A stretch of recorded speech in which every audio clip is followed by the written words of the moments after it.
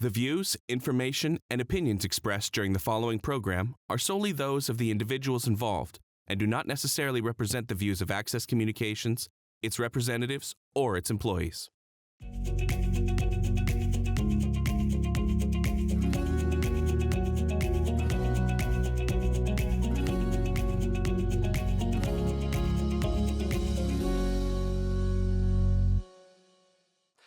Tonight, as we do every year, we're celebrating the togetherness that comes with the Thanksgiving long weekend to welcome another class of deserving inductees into the Regina Sports Hall of Fame.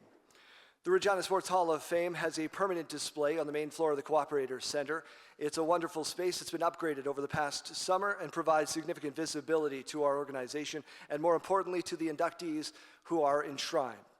And more importantly, thanks goes out to PLS Sign and Graphics for their tremendous work on this initiative. Sports Hall of Fame and Board of Directors also grateful for the support they get from REAL, the City of Regina, to showcase those displays. Let's welcome, ladies and gentlemen, former Saskatchewan Rough Rider, current City Councillor, Mr. Dan Rashevich.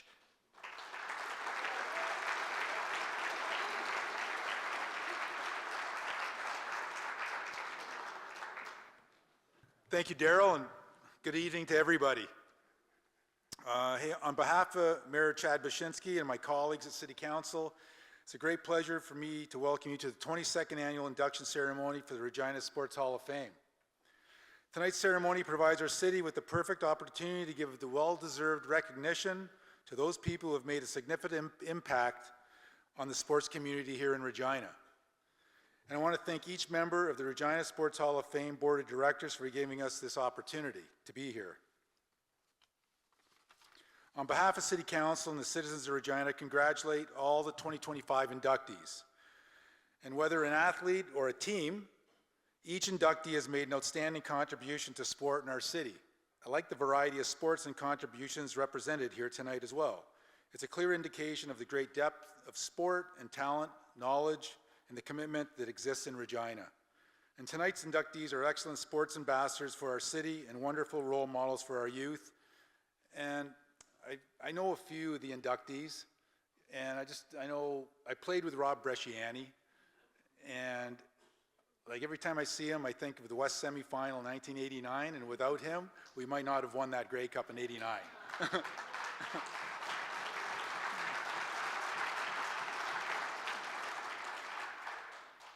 This ceremony also pays tribute to the great value of sport to our well-being as individuals and to our sense of community as citizens. And I guess before I leave, I'd like to commend the Regina Sports Hall of Fame and all its board members for its dedication to recognizing sport excellence and preserving sport history and educating the public about the role of sports in Regina. And a shout out to the volunteers, especially the volunteers, for putting on an excellent event tonight. And again, I want to congratulate this year's Regina Sports Hall of Fame inductees, and the City of Regina salutes you for your many great achievements. Thank you very much.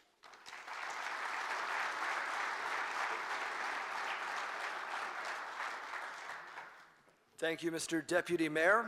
Regina Sports Hall of Fame is led by a group of dedicated volunteers serving on the Hall's Board of Directors. And at this time, I'd like to invite the Regina Sports Hall of Fame Class of 2013 inductee and current Vice President Dick White to the podium for his remarks.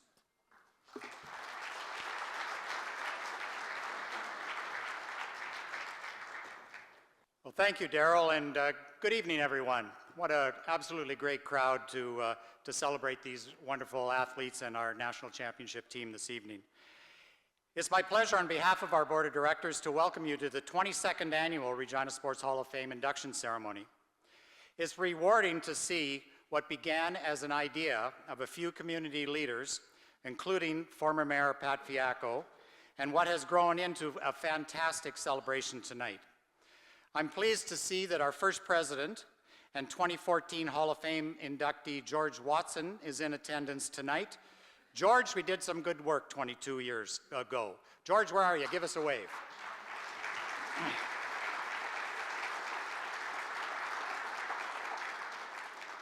My congratulations go out to this amazing class of 2025. 5 incredible athletes and a national championship team. Tonight you will hear about the accomplishments of our inductees, and they are truly amazing.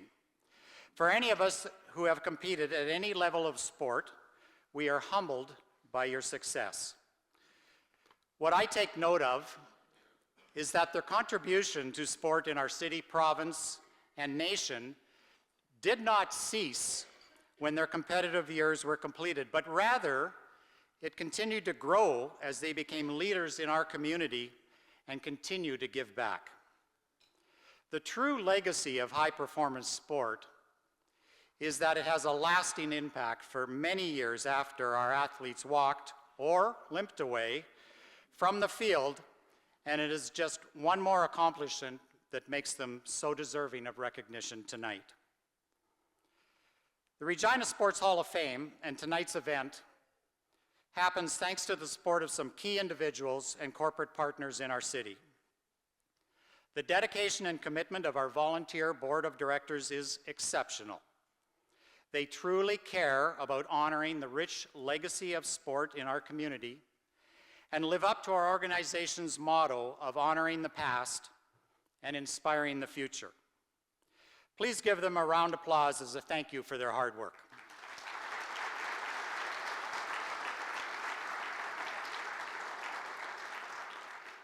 I also want to thank key partners that contribute significantly to our hall. The Saskatchewan Sports Hall of Fame, with support from Saskatchewan Lotteries, provides funding that has allowed us to upgrade our website in the past year and rejuvenate the Regina Sports Hall of Fame display at the Cooperator Center. We are pleased to have with us this evening Sask Hall's Executive Director, Aaron Stankiewicz. Give us a wave, Aaron.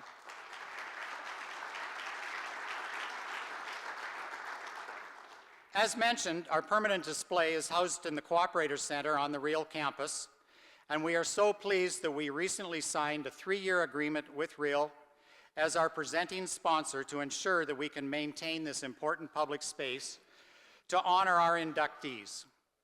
I can't say enough of how important this agreement is to our hall. Representing Real tonight is their manager, tenant relations, Lori Adams.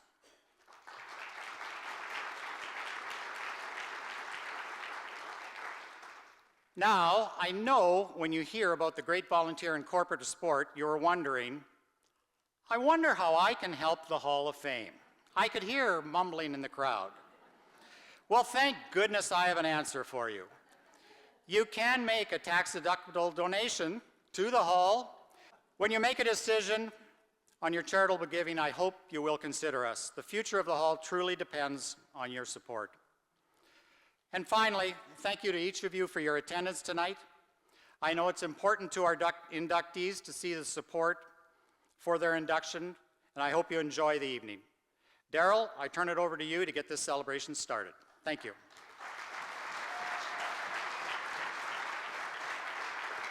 Dick, thank you. And I am starting a petition to have the University of Regina gym renamed the White House after Dick, but maybe we might want to wait a couple of years, you know what I'm saying? For those of you that have not attended an induction ceremony before, the hall came to be in June of 2002 with our first class inducted in the fall of 2003. There are currently 126 honorary individuals and teams inducted. It's always special to have former inductees, past and present, here serving as a de facto welcoming committee for the newest class of inductees. At this time, I'd ask that all previously elected and inducted members of the Hall of Fame stand and be warmly recognized.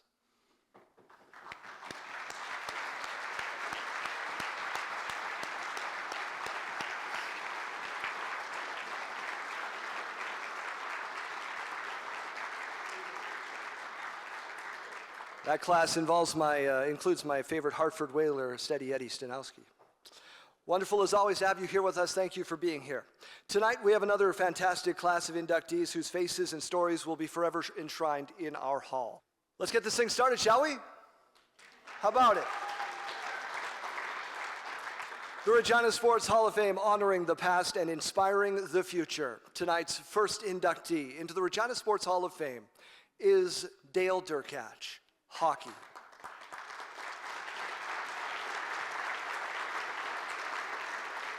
Dale Durkach starred for the Notre Dame Hounds before advancing to the major junior ranks, where he became the leading scorer in Regina Pat's history, amassing 491 points during a period from 1981 to 1985.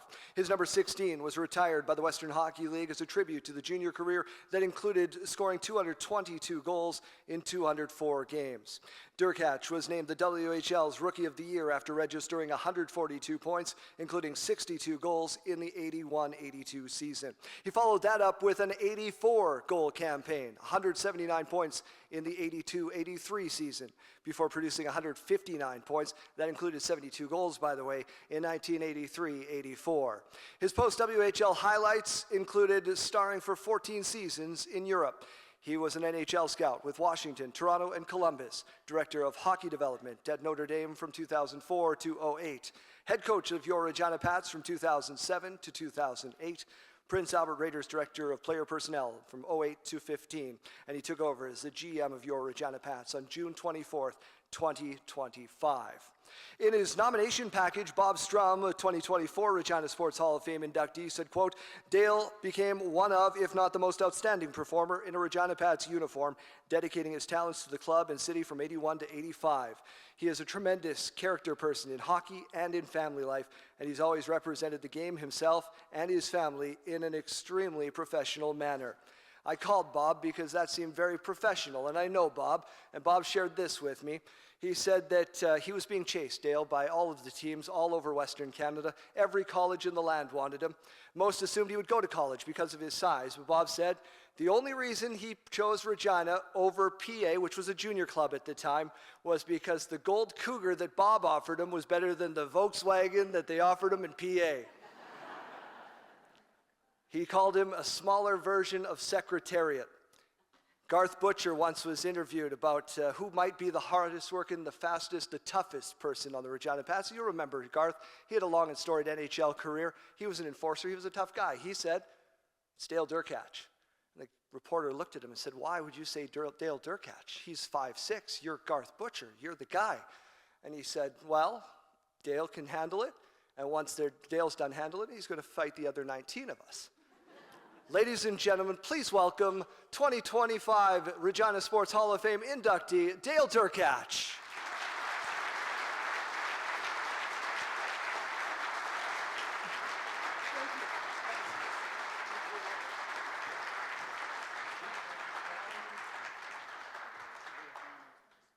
Good evening. Bear with me here. Lost my voice a little bit today, first time ever. That's probably a good thing, some people are thinking here. Just a little tidbit before we start. My favorite high school teacher, when I was at Sister McGuigan, when I played for the Pats, was already mentioned tonight, Frank McChrystal. Greatest guy, great guy. I'd like to start off by thanking the Regina Sports Hall of Fame Board of Directors, all the people involved, all the work they've done to put this amazing event on. Thank you very much. I'd like to congratulate my fellow inductees on amazing careers in sport, special accomplishments, and I'm sure each one of you has a story of why you're here tonight. I want to thank all the people over the years that have had interaction and contact with me. Many people in here that I haven't seen for a while. They're friends, workout partners, they're colleagues like the Regina Pats that are here tonight. They're my teammates, they're personal friends, they're minor hockey coaches that I've coached with. There's just too many to name everyone by name that have all had an impact and had an influence on my journey here. It's truly been a team effort to get me here, as you rarely accomplish anything very significant on your own. It always takes a team and a group of people. So I thank all of you. My story, well, it's a little bit, Daryl touched on it. The reason I'm here today, I was a 5'2", 110-pound hockey player, 14 years old in Winnipeg, and playing bantam hockey. If people remember, before they called it U15, it's bantam. Listed by the Saskatoon Blades. I happened to play in the, it was the Western Canadian Championships in Saskatoon with a Winnipeg team. Did pretty well in the tournament, and I find out after the tournament, Saskatoon dropped me off their list. I hear, 6 months later, Portland picks me up. And at this time, I'm out at Notre Dame College now, playing my first year of midget. And when Portland comes into town, I go to watch a game and meet their GM coach. And I hear many years later when I'm scouting from their head scout, their GM coach thought I was too small. So for some reason, I was traded to Regina. And I'm back out at Notre Dame in my second year of midget hockey. I'd come in to watch games in Regina, watch the Pats. That time, I know I tell my sons here about the type of hockey, they don't believe it. They just think I'm telling stories when you had guys like Bob Poley, who's here tonight, chasing people around on the ice. So I'm pretty well at the point where I know I'm not going to play in the WHL. Size obviously being a factor. I was getting a few letters from NCAA teams, and I had made my decision. I was going to go to PA for a year. They were junior A powerhouse, finish my grade 12, and then go to North Dakota. And the year before my 17-year-old year where I was going up to PA, get a phone call from the person who nominated me for tonight's honor. That person asked if he could come to Winnipeg and talk to my family. And my dad asked me, do you want him to come and talk to us about potentially you going to Regina? And I said, no. I said, I made my decision, and I'm going to school. My dad was adamant that I get my university. No one in our family had gone to university. He said, just let him come. Just let him come talk to us. So we did. He flew into Winnipeg. We went to the famous Ray and Jerry Steakhouse, and through the conversations, every time my parents asked something, Bob said, yeah, sure. We'll do that. We'll do this. Vehicle, yeah, okay. Then he said, you know what we're going to do? We're going to give you a 5-year scholarship package. And, well, that's great. And then my dad said, but what about if he doesn't make the team? And Bob goes, it's Bob Strum, by the way, who was the person. He goes, he's on the team. What are you talking about? So we leave, and I think there's a turning point in everyone's life that you can look back to on your story. So we're driving in the car home. My dad says, what do you think? And I said, no, we made up our mind. I'm going to university. My dad said, they're giving you the 5-year school package, and I'm fine with that. You make a decision. It's your call. And I said, well, this is the first person outside of my family who said I could play in the league. Everyone had always said I'm too small at every level. And my dad said, well, make the choice. I said, yeah, I'd like to try it. So someone believing in you, one person is all it takes. Someone who cares and gives you that chance. And that's what happened with me. Changes the course of my whole life. So I'm grateful to Bob Strum for that. One decision, one person believing that someone can do something, makes things happen. So, and that's why I'm here tonight. That's my story, and I'm sure the other inductees have theirs. And that's generally it tonight. I want to end with by thanking people who've been there with me all the way. My wife, Maria, for putting up with me for the last 25 years. My 3 boys, Dale Jr., Dace, and Drake, thank you. The fun's not over. My dad, lots of advice, wisdom, and experience. My sister, who supported me the whole way. and my mom, who's not here with me tonight, who helped me be one of the most competitive SOBs on the ice. Her line, you never play something for nothing. You have to play for something. So I love you all. Thank you. The journey continues. Thank you very much.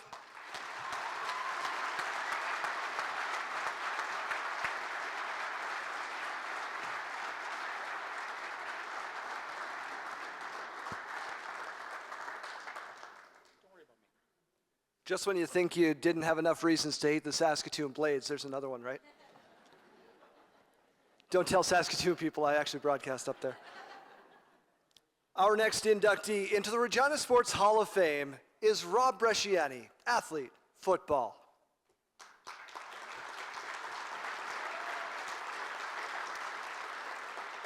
Rob Bresciani excelled in an assortment of community sports and attended Miller Comprehensive Catholic High School before playing football for the Regina Rams, University of Saskatchewan Huskies, Saskatchewan Roughriders, Calgary Stampeders, and Ottawa Roughriders. Career highlights include being named a first-team All-Canadian with the Huskies in 1984, MVP of the 1986 Canadian Bowl after scoring on a 109-yard reception for the victorious Rams, a member of the Saskatchewan Grey Cup winning team in the 1989 season, in which he had 6-catch, 194-yard game. Bresciani was a Rough Rider Alumni Association president from 2017 to 2023 and has been a CFL alumni vice president since 2022. Rob was named the CFL's Alumni's Man of the Year in 2023 to honor his contributions to the alumni and the community. He's played a key role in the development and promotion of team handball and flag football, as well as coaching football and basketball. Frank McChrystal, a Regina Sports Hall of Fame, Canadian Football Hall of Fame inductee, and all-around good guy, said of Rob's nomination, "He's a sportsman who cares deeply about his community, family, and faith. A forward thinker, Rob always has the greater good as his reason to better the lives of the citizens he represents. He has employed those lessons learned in competition to nurture and care for our community." We agree wholeheartedly with Frank. Ladies and gentlemen, our newest inductee enshrined in the 2025 Regina Sports Hall of Fame. Give it up for Rob Bresciani.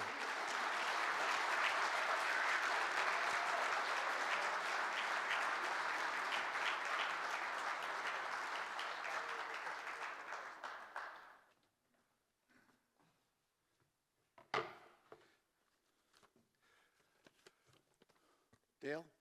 I'll just move it up a little bit. Just a second. Please bear with me, guys, as I talk tonight, because I get nervous up here. I'm quite shy and lack a lot of confidence. So I want to start off by congratulating all the inductees tonight: Janine, Mervyn, Dale, Steve, Scott McCauley, and the Regina Thunder football team. Scott McCauley, who once famously said to me, "Rob, someday I want to be just like you." And I said, "What, good looking and athletic?" He said, "No, I want to be able to milk 25 years out of one game."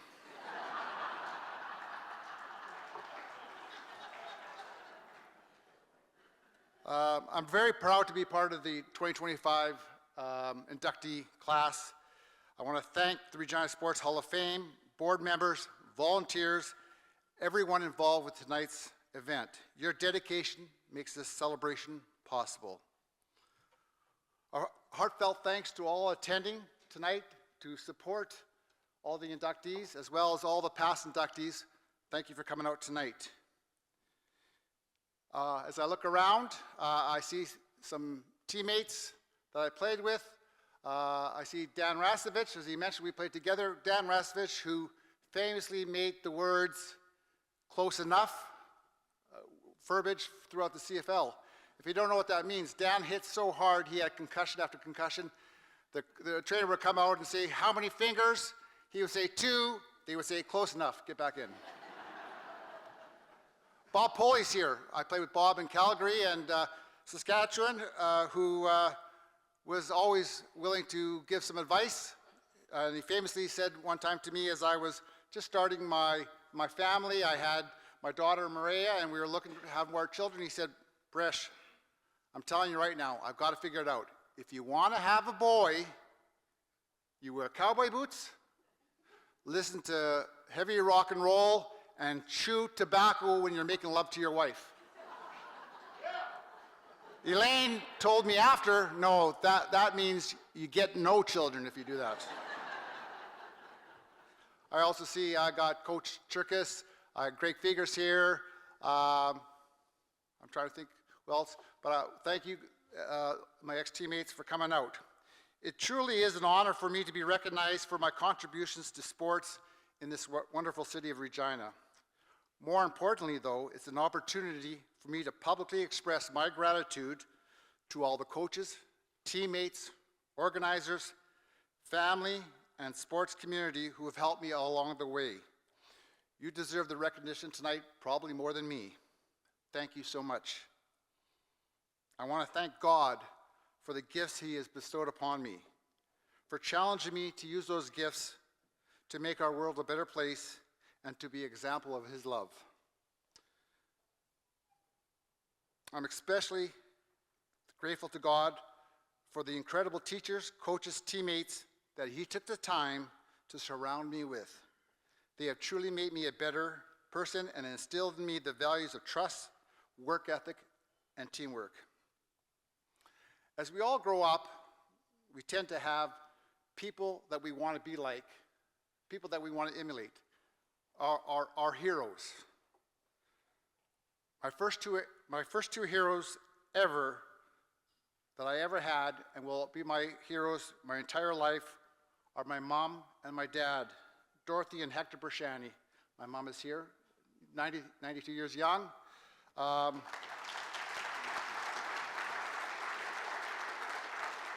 And I know my dad is looking down, proud as can be.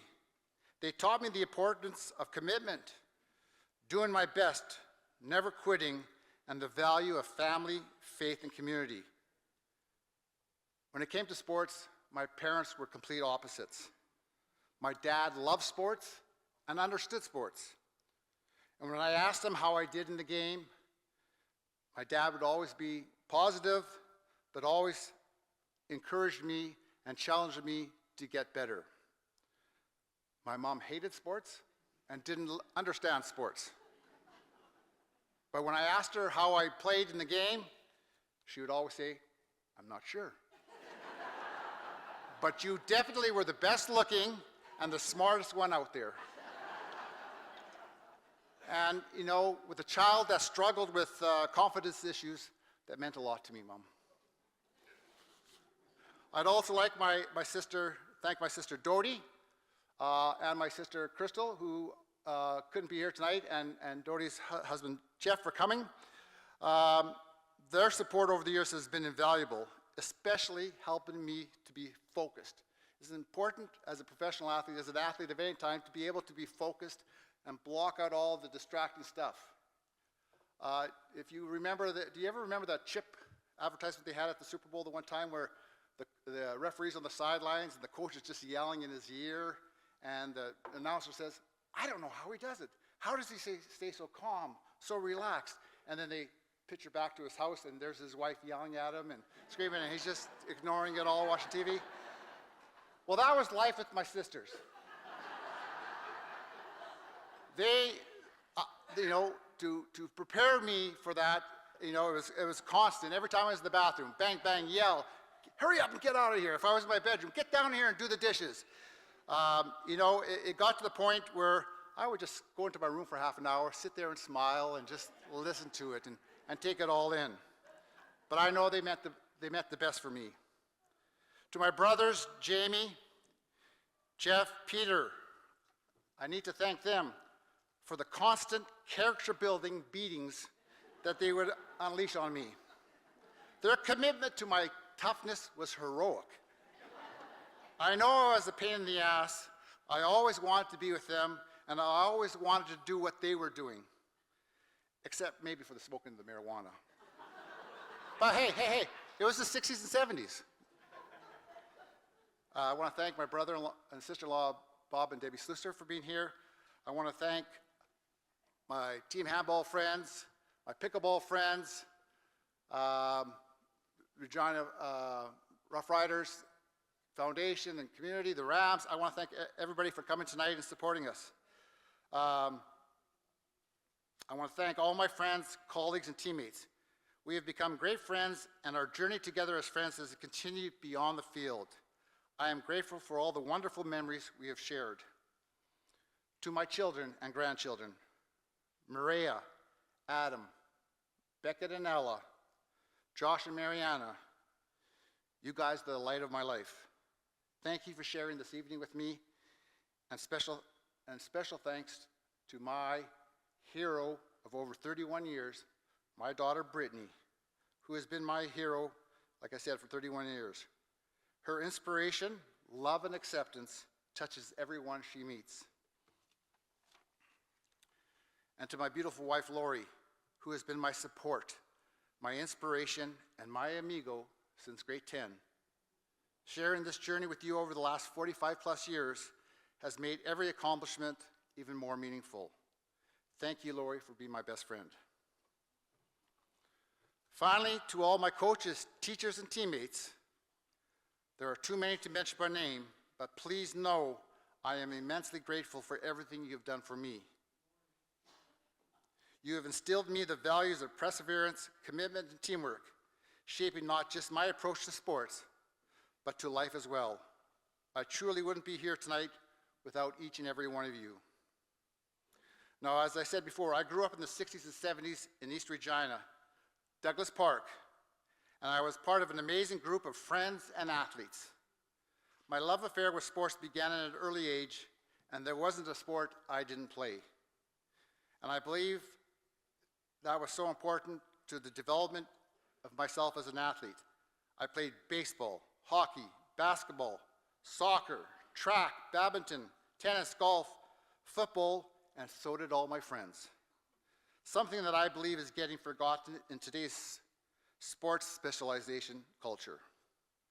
The East End Gang was a special group of tough and talented athletes.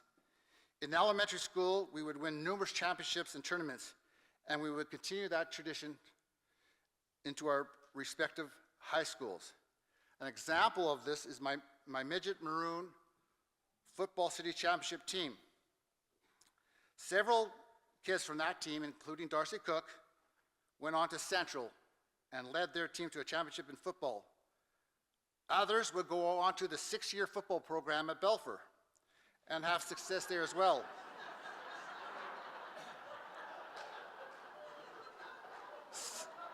Seven members of our team went on to the mighty Miller Marauders and became city champions in 1981, and 2 members went on to Marion High School.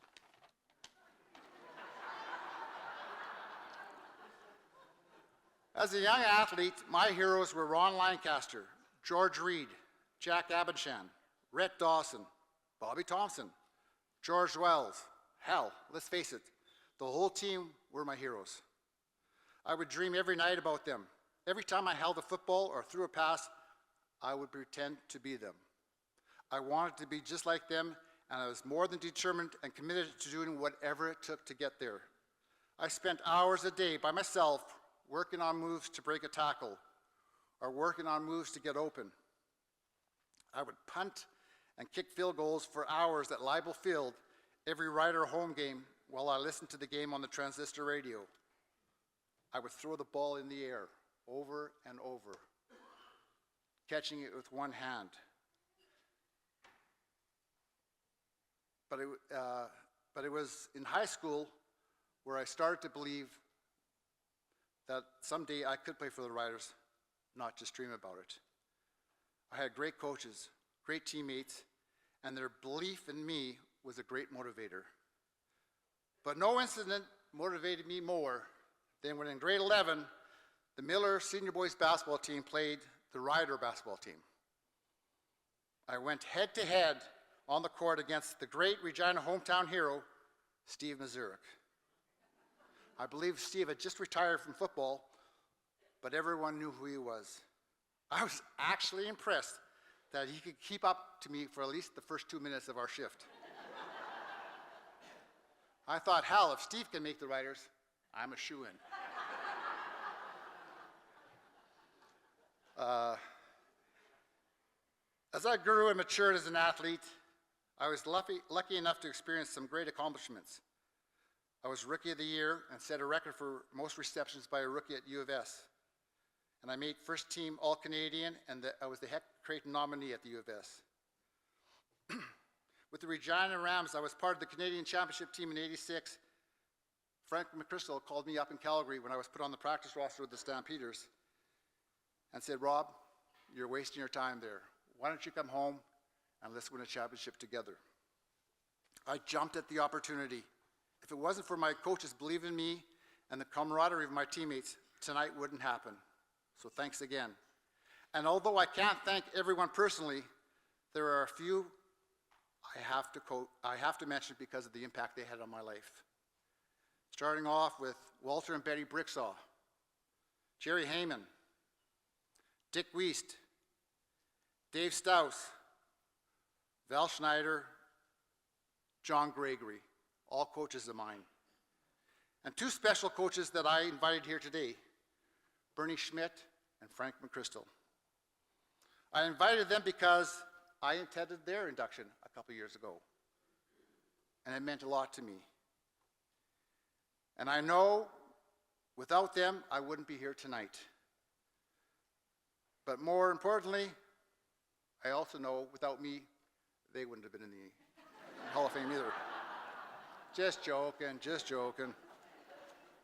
I want to thank teammates Marshall Toner, Doug Siemens, Bobby Krause, who was one of the founding members of the Bob and Rob team. We dominated and were unstoppable on the basketball court, the team handball court, the shinny rink, the football field, and of course, the old gold dance floor. Once again, I want to thank all my heroes who inspired me to dream and to dream big, and to my family, friends, coaches, and teammates who helped me live out my dreams. Good night, and God bless.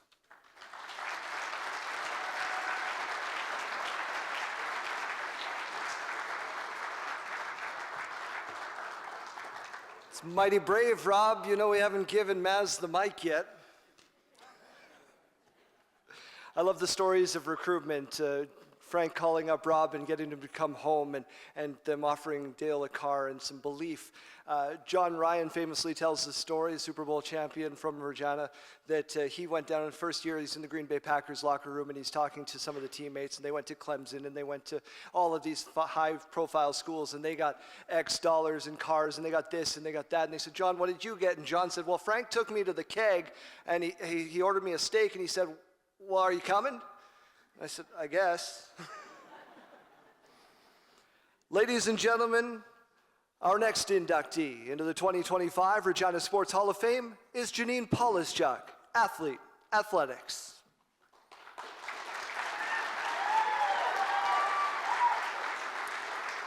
Carla Nichols, the former U of R head coach, stated in her testimonial, quote, "Beyond her athletic achievements, Janine exemplifies the qualities of a true leader both on and off the field. She consistently exhibited integrity, resilience, and tireless work ethic, inspiring those around her to strive for excellence in all endeavors."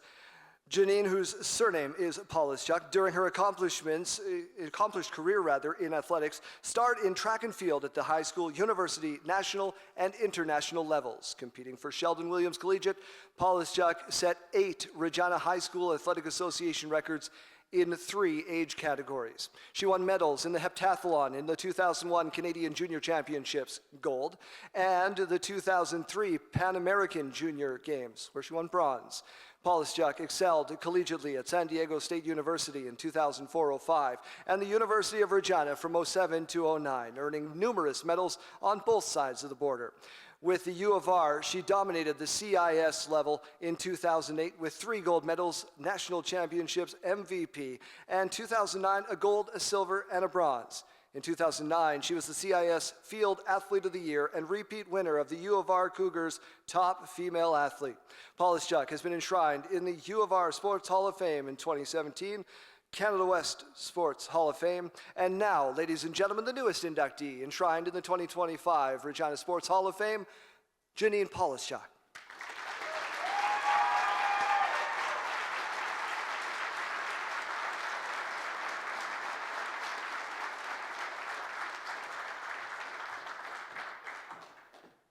All right, thank you, Daryl, for that wonderful introduction, and thank you, Dick. It's been a pleasure getting to know. It was a pleasure getting to know you at the University of Regina when you were the director of athletics. You were a huge support for the student athletes and staff. Thank you very much.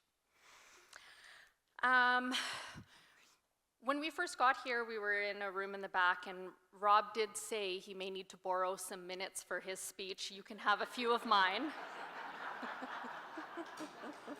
But that was wonderful, thank you.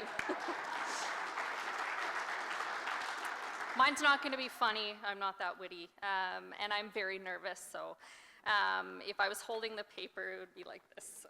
Anyways, I just wanna start off by saying that I'm very excited to be here tonight and that I am truly grateful to receive this recognition. I'd like to first thank the Regina Sports Hall of Fame Board and Committee for this opportunity to be recognized, to Dick White for nominating me, and to all those that supported me with this nomination, including Carla Nichols, Sabrina Nette, and Bob Rindle with Sask Athletics. I want to thank my family and friends for being here this evening, for all your support over the years. I am incredibly grateful to have all of you in my life. My journey started 32 years ago while following my dad to track practices. I'm not sure what kept me coming back the most, but whatever it was, it kept me coming back for 17 years. I had several coaches along the way, some in this room tonight. Mike Zimmerman and Al Gersion, who I get to work with weekly and coach alongside with. They were more than just coaches to me, they were family, and I often call them Uncle Al and Uncle Mike. They helped me grow not only as an athlete, but also as a person, and I will be forever grateful for that. Also, to add to that, Bob Rindle played a big factor in my career in track, working for Sask Athletics, and thank you for all the support with Sask Athletics, Sask Sports, Sask Lotteries. I wouldn't have had some of the opportunities I had without you and without those organizations, so thank you. Through it all, though, my dad was my constant and coached me at some capacity the entire time. I took special interest in the jumping events, which is what my dad had been nationally ranked in as an athlete. It didn't take me long to fall in love with the sport. Pretty soon, I was competing in almost every event. I competed and trained with Regina Athletics Track Club for 11 years, and was very fortunate to be coached by some amazing people who coached many great athletes to national, international championships, including the Olympics. After a successful high school and club career, ending off with a medal at the Pan American Junior Games, I was fortunate enough to have my pick at many top Division I university in the States, and I chose San Diego. I mean, who wouldn't? I wanted to be by the beach, I wanted to be in the sun, and many other things. But I truly just wanted to go somewhere that I could train outdoors all year round for my event, which was the heptathlon. And included in that is javelin, and you can't really do that inside. I had a very successful year, finishing first place at the Mountain West Conference Championships in the heptathlon. Unfortunately, I could not continue on to regionals or the NCAA championships because I had knee surgery less than 2 weeks after our conference championships. Still to this day, I have no idea how I managed to compete that whole year with a torn knee. Adrenaline, some strong medications that were provided to me in the States. I think that's probably what did it. After a tough second year in recovery, I made the decision to return home and compete for the University of Regina. I was welcomed with wide open arms by Carla Nichols, who was the head coach at the time, who also briefly coached me at the club level, and Dick White, of course. I knew I was in good hands here. My time at the University of Regina was great, as I was back with my old training group and coach. I had by far the best training group you could ask for. Some of my fondest memories are training with that group. If any of you here knew anyone in that training group, you would know we had a lot of fun on and off the track. The best part about being back in Regina was being able to be close to my friends and family again. My mom was so supportive through everything, and I want to thank her so much for that. I want to thank you and Greg for all the times that you drove me to practices and meets, sat outside watching in the rain and sometimes even the snow, and always being there for me no matter what. I want to thank my dad for always being there for me as a parent, as a friend, and a coach. Now, having a parent as a coach isn't always fun. We definitely had our moments, and Mike and Al can attest to that. But if I didn't have him to push me so hard, no one would have, and I wouldn't have been as great of a competitor without him there. I stopped competing in 2009 after realizing how tired I was and plagued with injuries. I knew I didn't want another knee surgery, so I made the difficult decision to end my career. Not how I wanted it, but just made the most sense. It was not easy, as most of you know, to transition out of the sport, especially when it's such a huge part of your life for so long. But I knew it was the best decision for me. I have always believed it is very important to give back to your community, and most of you in this room, I know, have done just that. So thank you for your time. Thank you for volunteering. We appreciate you. Having kids involved in sports right now and knowing from experience, those coaches are dedicating their spare time away from their family to help your kids succeed. I'm very grateful for that. I'm currently volunteering in my spare time, coaching with the University of Regina's track and field team as a combined events coach, as well as helping out our youth with the Excel Athletica Club. I coached with them back in 2009 to 2011 and came back 3 years ago to help out with multi-events. I also kind of lead our para program, so I'm working with a few para athletes, it's so much fun for me. I love getting creative and adapting workout plans to help anyone. It's not about limitations, it's about finding ways that we can basically just create ways to make things happen. Coaching may be frustrating and difficult at times, but is very rewarding to see the progress these athletes have and the smiles on their faces when they reach their goals. I am now proudly married to a Mountie. I am very proud to say that. For those of you that don't know what a Mountie is RCMP member. And I am a mom to 2 wonderful kids, Juliet and Jay, who are here tonight, who bring me so much joy. My son's too busy to look up. Hey, bud. It's way past their bedtime. It is difficult to be away from them when I'm coaching, so I want to continue to thank them for supporting me while I give back to the sport and community that gave me so much.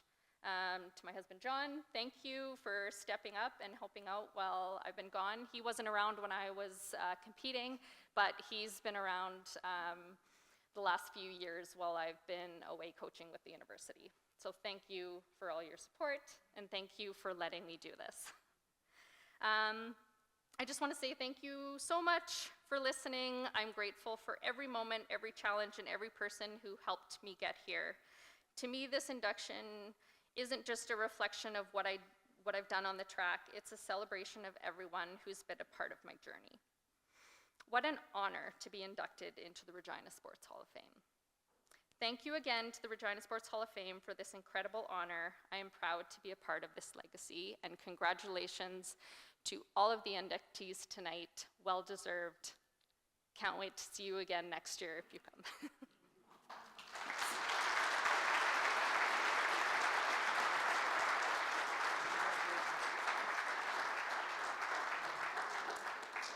Don't worry, little buddy, it's past my bedtime too. Our next inductees into the Regina Sports Hall of Fame are the 2013 Regina Thunder Football Club. The Regina Thunder celebrated several firsts in 2013, capturing the PFC title and going on to win the Canadian Championship. As part of the nomination package, Regina Sports Hall of Fame inductee Len Antonini said, "It's never easy to win a championship. It takes tremendous discipline, perseverance, and sacrifice." The 2013 Regina Thunder were successful because of the hard work of the board, coaches, support staff, and the players. They encompassed all of the necessary traits and were truly a special team and deserved that championship. Regina won the PFC title by defeating the Saskatoon Hilltops 21-16. The Hilltops were the three-time defending national champions before a home crowd at the historic Mosaic Stadium. The Thunder, under the first-year head coach Scott McCauley, defeated the Vancouver Island Raiders 55-26 in the Canadian Bowl. The Thunder swept the titles to commemorate its 14th season as a junior football franchise. Asher Hastings was named the finals offensive MVP after throwing 5 touchdown passes, 2 caught by Mitch Thompson as part of a 9-catch, 189-yard performance. Linebacker Brett Sillinger was named the defensive MVP, featuring 9 tackles. The Thunder's Nick Brown rushed 20 times for 203 yards, 48 of which came on a TD run. Representing the Regina Thunder football team tonight, the head coach, then the head coach now, Mr. Scott McCauley.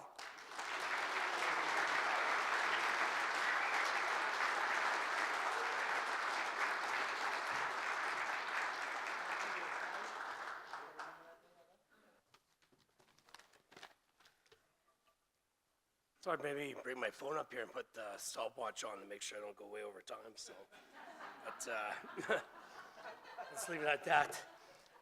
So just on behalf of the Regina Thunder, I'd like to say thanks to the Regina Thunder for giving me an opportunity to speak tonight, and speaking on behalf of 86 players and 12 coaches and 12 support staff and 25 plus directors, and also to say thanks to the Regina Sports Hall of Fame for giving this opportunity to be recognized for, what happened in 2013. Like, we're the team that there are some, like, we're not playing for the province, we're not playing for an institution, we're playing for the city of Regina, and our guys understand that it's a privilege for us to have that opportunity to be out there competing on the weekends during the summertime for our city, and to be recognized by the Regina Sports Hall of Fame it's a big time deal for us, and something we talk about with our players all the time. So kind of going back with the Regina Thunder, we started in 2000 when the Regina Rams at the time moved on to the University of Regina, and basically what we wanted to do is we wanted to fill kind of a void and create that place that 18 to 22 year olds would still have a place to be called home and be able to have something be part of something special. And to be honest, when the Regina Thunder first started, there was a lot of skepticism, how were they going to last? It wasn't easy. I know they interviewed a lot of people to maybe become the head coach, and there wasn't a lot of people wanted to take it forward. But because of the courageous efforts of a guy like Royce Gable, and sort of his direction that he wanted to go in, and Randy Shaw willing to step up, he was one of the only guys willing to step up at the time to be the head coach, the Thunder was able to get off the ground. And for that, they had to kind of re-educate people about junior football, and what we were trying to accomplish. And then over the years, we ended up going into major debt, trying to repurchase a clubhouse, and then also just being one of the new kids on the block, just having to compete for players, which we still do today, and competing for coaches, which is we still do today because they have multiple options and stuff. It's never easy. And then also competing for board of directors and sponsors. It was a really kind of tough start for the Regina Thunder to begin with, but through Royce's sort of vision and Randy Shaw willing to step up, what eventually ended up happening is that a lot of people came on board and brought some financial stability to the club, and were able to allow us kind of get to sort of where we are today. So I'd like to thank a bunch of people that have been involved with it, and I'm going to miss names as soon as you start naming people, but there's some people that were very instrumental for getting to the Thunder to the point that we could be sustainable as we kind of move forward. And some of the names that come to my name, or might come to mind, is Ron Reinhardt, Chuck Toth, you got Rosa McCall, Jeff Stusik, Dieter Pelzer, Larry Livingstone, Richard Ziffel, and then also Colin Chickwan, and eventually Bryn Word, who became our team president in 2013. But as those, they kind of took care of more of the off-field things that make sure the club was sustainable. It was Ern Klemner, who that really became the architect of the Regina Thunder on the field and became a team that was eventually always like 1 and 2 and competitive year in, year out.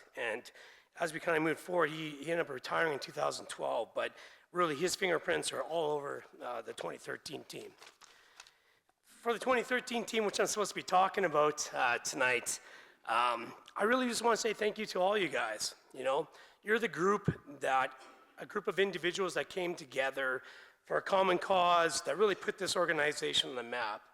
And when I think about them, they're a bunch of good dudes, a bunch of high character people that came around, and a bunch of tough guys that kind of remind me of the Bob Polies and the Steve Mazurks and the Andrew Greens and the Rob Brescianis, the Ron Turkis, some of those guys, but kind of the old school stuff. But I think the biggest thing is that since 2013, the Regina Thunder, we've become financially stable, and also we've become a team that is constantly striving to be one of the best organizations in the league. And ever since 2013, we've had a 75% chance of winning on the field. And really it was the guys in 2013 that grabbed everything and ran with it and showed us that we could get over the hump. So kind of like thinking about back to 2013, what we did during COVID, we obviously had like a lot of time on our hands. And we, as a coaching staff at the time, went back and started studying a bunch of different teams. The New York Yankees, the New England Patriots, the Regina Rams organization, a lot of teams that won a lot of championships and were continuously always like one of the top tier teams. And one of the teams that we dissected thoroughly was the 2013 team, and to see like why were they able to be the ones that got over the hump. And we had been in the PSC final X amount of years prior to, but we just couldn't win the big one. And so we wanted to dive into it and see what we could find out. And really what ended up happening is that we found out, and I've already stated, is that we had a bunch of high character people on the team, like good people that wanted to work hard. I wouldn't say we were the best athletes on the team, and some sort of mantra that we absorb now is that we decide that it's more important to have character over talent, because if you can bring the team together, they can persevere through the highs and the lows throughout the entire season. This is the one team that really, really came together, and they're high character guys. There was a few characters, but at the end of the day, they really bonded and stuff together. The other thing too is that they really created a strong, like healthy culture that wasn't completely directed by the coaches or the directors, but it was like led by the players. At the end of the day, nobody took care of the Thunder but the Thunder. They're the ones at the end of the season, when you started getting to the colder months and into the big-time games, the players are the ones that took over. They're the ones that decide how to play at like a certain level. And that was led by our captains and our leaders on the team. And there's a bunch of guys here tonight, but some guys that came to my mind when I was writing this down on the way here today from practice: Brett Sellinger, Ben Simuluk, Nick Brown, Matt Hobblewalks. Those are guys that really owned the dressing room. And they were the guys that said, like, we're not going to let this like falter, like slow down. They're the ones that took completely control. The other thing too is like the coaches that we had is that what became apparent is that the coaching staff gelling together. And there's a bunch of you guys here tonight. We only had at the time, I think, like 9 coaches. There was like 11 in the program that I saw, but there's like 9 coaches, where we have like way too many now. But at the end of the day, they really gelled together. And they were like as one heartbeat that was kind of working together towards a common cause, and to that was huge. The other thing too is we kept things simple. There's all those cliches that coaches always say or teams kind of talk about, but we really narrowed it down to only 4. And everything we talked about after every single practice or during meetings really just came down to being united, being accountable, being aggressive, and being well prepared. And like when you got young guys, are they going to buy in, or are they going to think this is kind of stupid? They like fully bought in and ran with it, and it really came apparent like as the season kind of progressed. So anyways, with that year, those are some of the things that we had kind of done, and really it ended up being player led, and that's something that we're really trying to incorporate now with our organization as we kind of move forward and stuff. So anyways, that year, what ended up happening is we went to Saskatoon, and as usual, Saskatoon, they're always going to try to cheat. It never changed ever since when Frank and Bernie were taking the program to when we're taking over the program now, is that they're constantly, it's unbelievable. But our first time, big time game, they were scared. They decided that we're going to play them at 11 a.m. 11 a.m., unbelievable. They already know the organization. We don't have a lot of money at the time. I understand that. To play at 11 a.m. to get there, you would have to leave it at 5 a.m. So they're competing and trying to play in that environment. And we were very lucky that the city of Regina and the private businesses within the city jumped on board and were able to raise money within 3-4 days that allowed us to go up the night before. And when we showed up bright-eyed and bushy-tailed and full of energy and stuff, I think they were a little bit shocked about what was going on. But it was a completely very, very cold day. I don't remember too much about the game and stuff. I just remember it being cold. I remember the very first play. Morgan Bunsen and I had been talking about game plans, and we actually had an unbelievable disagreement after that game. Probably the reason why you haven't been back since. But at the end of the day, he had a certain thing that he wanted to do that I kind of disagreed with. But you were right, and I was wrong, and I want to publicly say that right now. But that opening play, Brett Salinger punched that running back right in the mouth, and they didn't do anything after that. So kudos to you. And we made that public. But again, players taking ownership and things going on from there. And maybe sometimes I should take a step back and let the real experts in. But after that game, what ended up happening is it led us to our first national championship game at the old Mosaic Stadium. It was an unbelievable experience. To me, it was like one of the almost perfect games that I've ever seen, with all three facets of the game working well together and being complementary. Unfortunately, the reason why it wasn't the most perfect game, almost, is that we actually were down by 7 points at the beginning, and VI had a bunch of athletes, which you got to expect. But once you calm your guys down, get them playing within the system, good things happen. We ended up winning 55-26. Just going back and looking at the scorebook and stuff, I don't really remember too much about all the games, but just the guys in the locker room and the culture and stuff. But one thing that I do remember from the game was Winch Thompson coming off the field after the first series, after we got stalled, and saying to Asher Hastings, who was our quarterback at the time, is like, "We got this." And there was just something about his calm demeanor and confidence that things were going to be good. What ended up happening after that is that Asher Hastings threw for 5 touchdowns, and 3 of them were to Mitch Thompson. So I'd like to recognize the people that were part of the 2013 team to stand up and be recognized. I'm just up here speaking for you guys.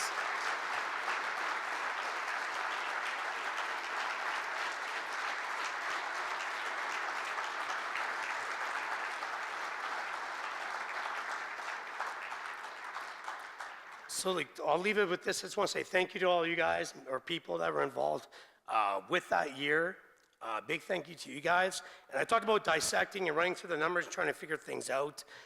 Again, we looked at the New York Yankees, the New England Patriots, I should say the All Blacks, which is a famous rugby team. There's a book called Legacy. I encourage everyone to go read it. Even if you're just a business person, go read it. So it's 15 business lessons, and we learned a lot from them. But at the end of the day, it was dissecting the Regina Thunder and really understanding why we were successful that year compared to the other years. And what we've done is we've incorporated all that stuff since. And since COVID, when we did that deep dive, we're now 35-5. That's an 88% winning percentage. And it really is because of you guys for setting the tone. So thank you to the 2013 people.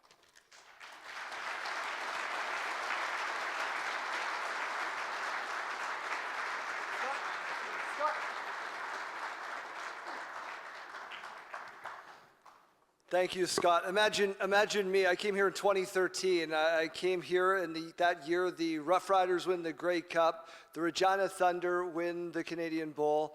John Ryan wins the Super Bowl the next year, and the Regina Pats have Morgan Klimchuk go in the first round of the NHL draft. And I think, screw Edmonton. I moved to the City of Champions.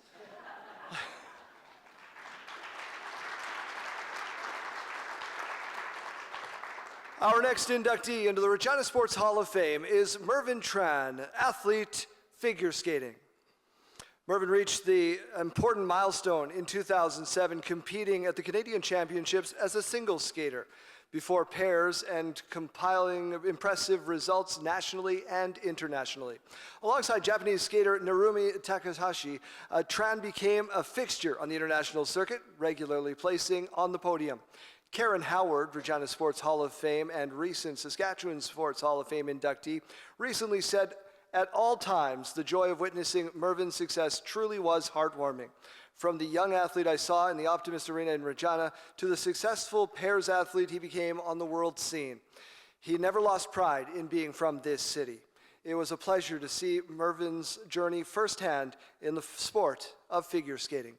Now in 2010, Tran and Takahashi were silver medalists at the World Junior level and then most notably won a bronze medal at the 2012 World Championships. They were third in the short and long programs. Tran and Natasha Purich placed fourth at the 2014 Canadian Championships. More success followed in tandem with American skaters Marissa Castelli and Olivia Serafini. Mervin was also giving back to the sport as a certified Skate Canada coach. He has also volunteered his time working with Special Olympics athletes and serving on committees that are part of national and international events. Ladies and gentlemen, enshrined in the 2025 Regina Sports Hall of Fame, Mervin Tran.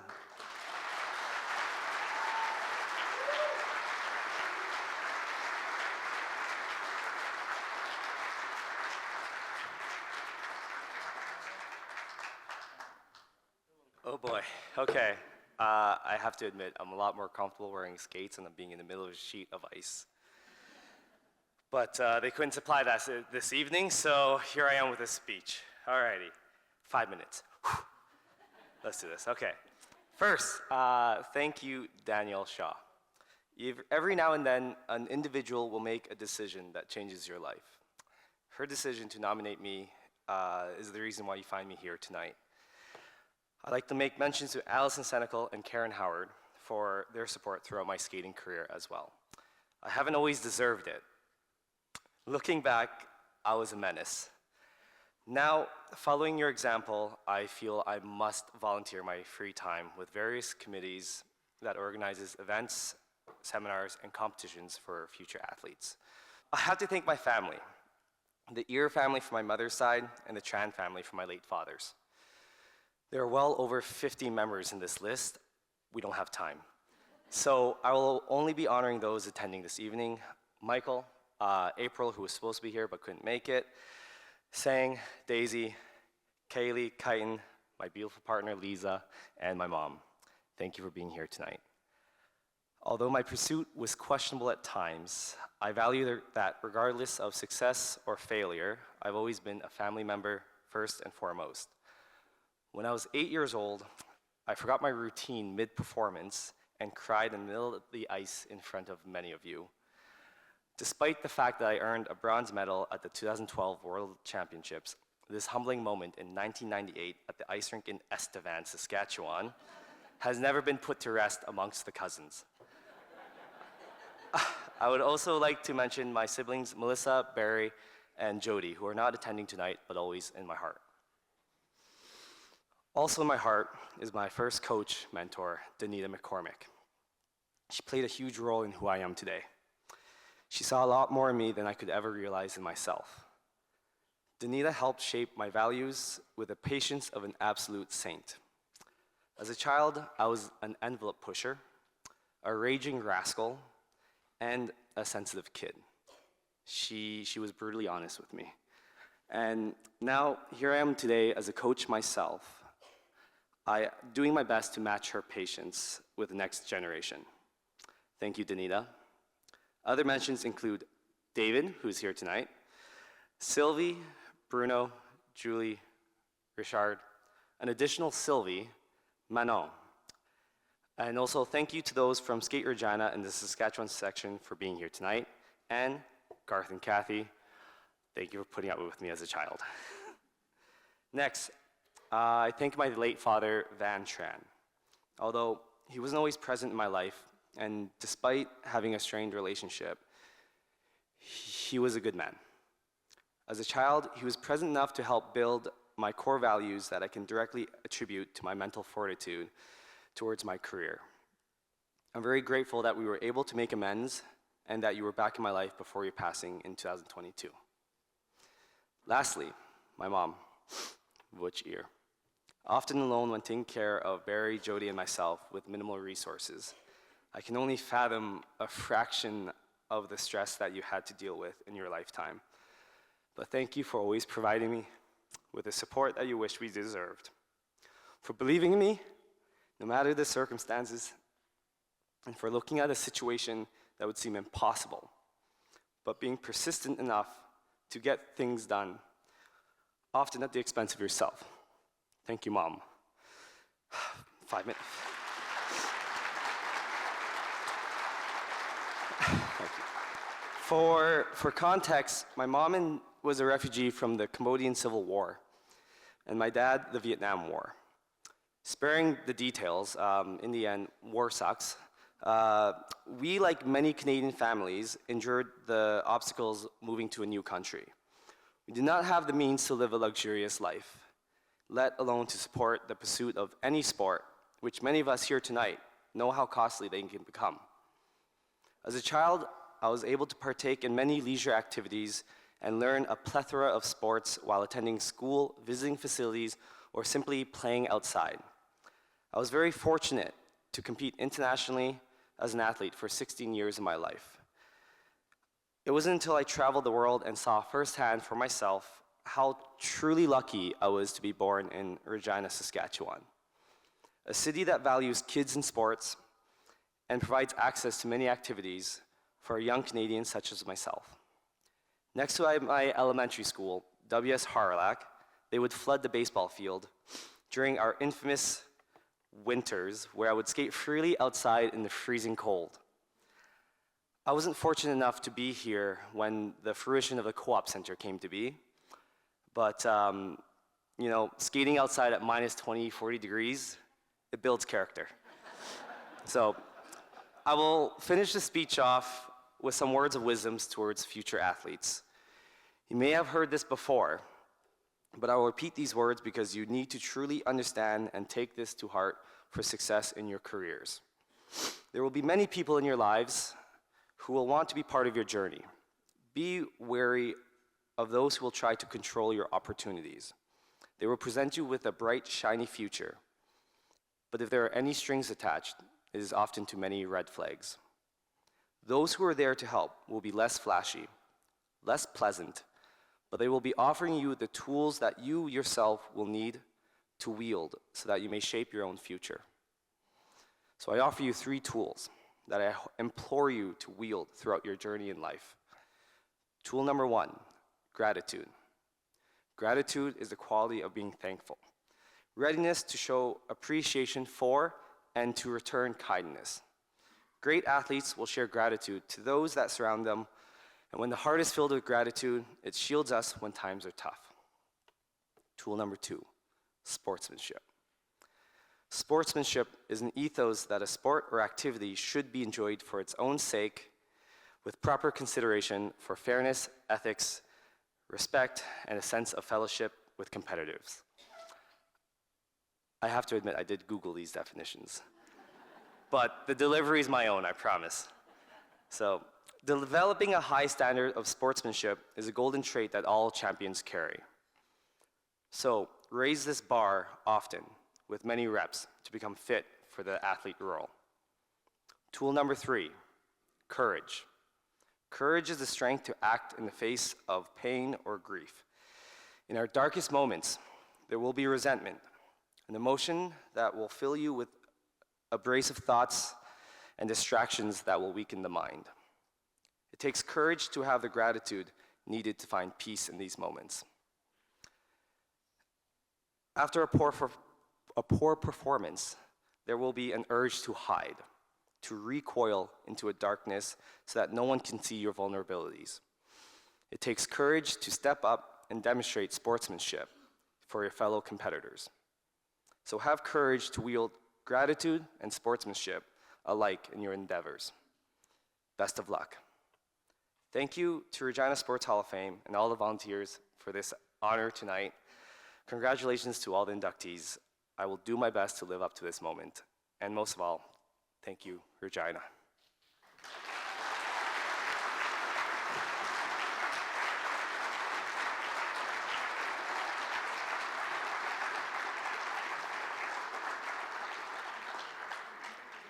Our final inductee into the Regina Sports Hall of Fame is Steve Mazurek, athlete, football. Steve Mazurik's remarkable career in sports includes a string of memorable accomplishments. Before he became a member of your Saskatchewan Roughriders, he helped the Regina Rams win a Canadian Junior Football Championship in 1971. 71? Is this a typo, Steve? He also excelled on the diamond, competing in the 1970 and 1972 Canadian Junior Baseball Championships as a member of the Regina Maroons. Over 8 seasons in the CFL, he caught 237 passes for 3,714 yards and 17 touchdowns. He also caught a touchdown pass in the 76 Grey Cup. Mazurek, the CFL Players Association's first full-time executive director, served in the role from 1980 to 85, being hired by CFLPA President George Reed. The Roughriders number 70 entered the SaskTel Plaza of Honor in 2004. The following year, he was hired by the Roughriders as vice president. In that capacity, he led the sales, sponsorship, and marketing teams during a prosperous era that included the Grey Cup Championships in 2007 and 2013.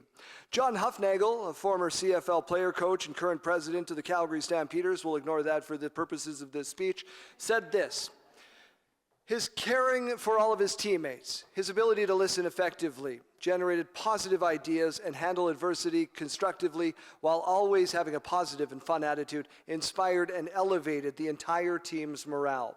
Steve carried these traits with him in all of his successful post-football ventures. Maz was a true pro, he says, totally committed to playing, winning football, and having a great understanding of the importance of teamwork. As an ex-CFL coach, I wish I had more Mazes on my teams. Ladies and gentlemen, enshrined in the 2025 Regina Sports Hall of Fame, give it up for Steve Mazurek.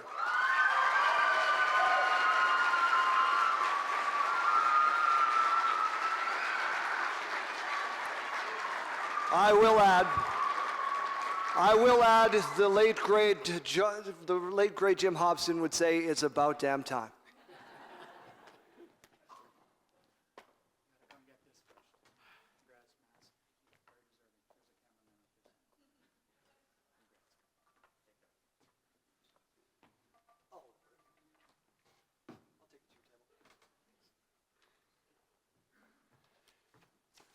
Thanks, Daryl, Dick. Really appreciate it. I'm so honored to be here tonight. I'm especially proud to be a member of this group. We are linked forever, and that's pretty darn cool. Like my classmates, my journey is all about memories and teachings, lessons learned, and of heroes on the field and off. My life in sport conjures up many memories. The best memories come with sweet smells. As a 12-year-old, I still remember the beautiful smell of my dusty sneakers by the bedside. And at 18, that heavenly smell of my kangaroo leather baseball cleats as a Regina Maroon. And for the old folks out there, they might remember those minus 25-degree nights sitting in the shack at the outdoor rink with frozen toes and that sweet smell of wet socks hanging way too close to the potbelly stove. I love that stench. My very first sports hero was my Pee-wee coach, Bill Taylor. Bless his soul.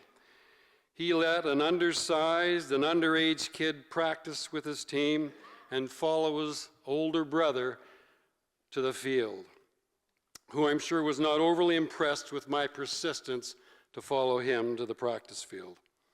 Thank you, Coach Taylor. You started it all. My very last sport heroes were George Reed and Jim Hobson. Bless them both. George saw something in me that I didn't. He took a chance and hired me to be his executive director of the CFL Players Association, taking care of the rights and the business interests of 350 football players. George lifted me from the locker room to the boardroom. Thank you, George. And Jim Hobson, who nominated me to this wonderful experience, and this wonderful honor. In 2005, Jim repatriated an old Sasky and his wife from Winnipeg to be his right hand in the Rough Rider business office, assisting him in building and strengthening the Rider Nation. Rider Pride worldwide, we called it, and it was the best job in the world. I reserve a special place in my heart for you, Jimmy. You got me to 25 years with the CFL, and what a ride it was. Thank you. And thank you, Brenda Edwards-Hobson, for joining us tonight and sitting at our table. And my other coaches, my heroes, many of you will know these names. Luke Mosier of the Columbus Boys League, Francis Huck and Scotty Bissett, Kiwanis Baseball, Alex Young, Sheldon Williams, high school baseball and football, Peter Knoll, junior baseball, and Gordon Curry, junior football. You know, I played 4 years for those last two coaches, and 4 years we went to the Canadian Championships. What great, great people they were. You know, all my coaches created a very, very special environment, a culture where there was no hazing, there was no horrible rookie initiations, no verbal humiliation, no physical and emotional abuse. I thank each and every one of them, and I wish every child growing up in sport is lucky enough to have coaches that are kindly.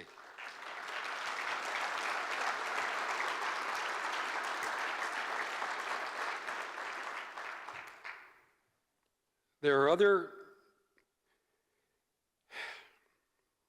other heroes in my life, and they taught me real important stuff, and they're my siblings. My oldest brother, Gary, is recovering from a stroke tonight and couldn't make it here. I admired his attention to detail. He had the shiniest golf clubs, the most perfect golf swing, and he was a custom car guy where detail is paramount.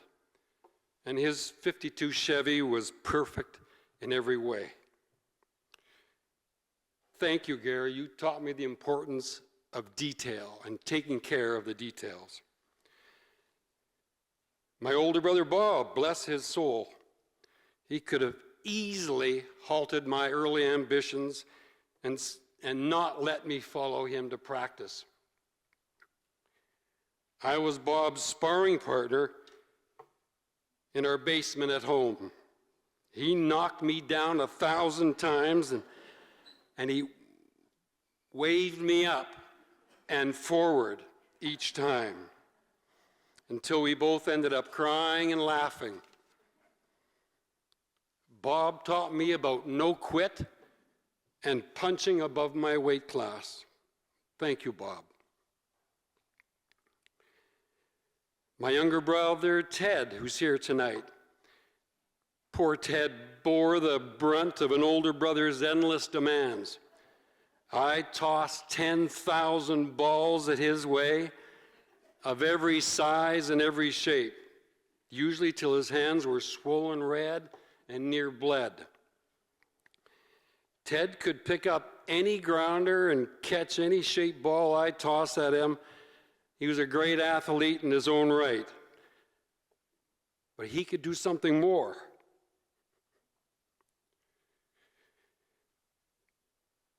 He could sit down and play the piano, my mom's favorite tune. He also played the guitar in the neighborhood band, and because of this, I envy him even today. Ted, you taught me humility. You could do more. Thank you. This is the funny part here coming up. Enough of that other stuff. My older sister Bonnie, she's here tonight too, and my older sister Sandra, she's not, bless her soul. They laid down the law and manners respect, kindness, and conduct befitting a gentleman. This started in high school when dating began. And I'll try my best older sister's voice. No, I won't humiliate her. Steve, if you're picking up your date, don't honk your horn and wait in your car. Get your butt out of the car, go to the door, and meet your date's parents. And, this is a big and, by the way.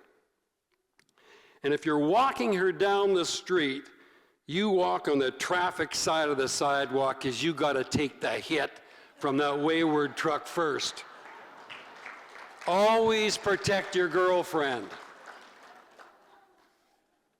Whoa. I really took my big sister's lessons to heart. Thank you, Bonnie, and thank you, Sandra. Fearing I might screw up Bonnie's teachings, I figured you best get hooked up with someone pretty dang special if you're going to stand in front of that wayward truck. So it won't come as a surprise to you when I tell you I only dated once in high school.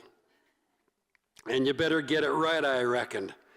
That special person better be worth standing in front of that truck. So my most perfect hero of all was my high school girlfriend. She's here tonight, by the way, too. All in nearly 57 years. So that little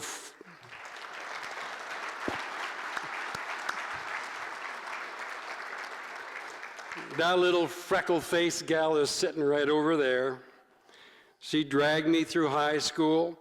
She pushed me into and through university to be at, I might add, albeit 3 graduating classes later. And she carried me through my various careers with the ups and downs of life and bringing up our 4 wonderful children. I am one lucky dude, and I'm mostly so very proud to share her with the many dozens of lucky people who depend on her every week, be it new Canadians, be it the several seniors fitness classes she volunteers and instructs, or for her work at our church.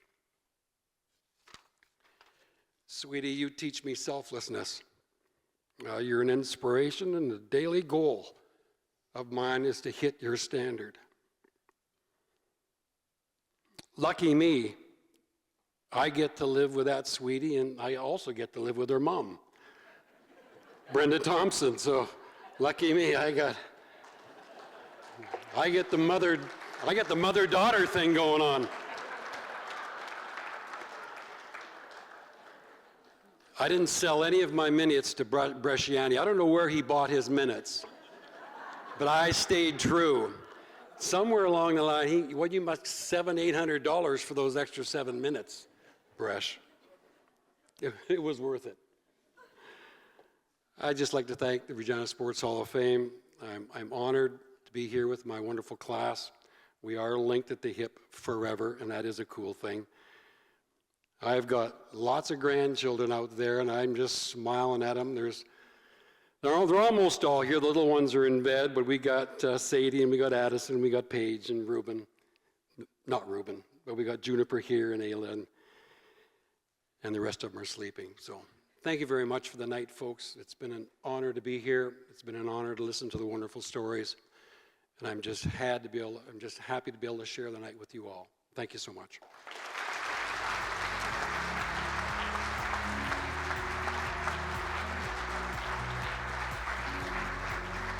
If you'd like to share your feedback on the program you just watched, contact us today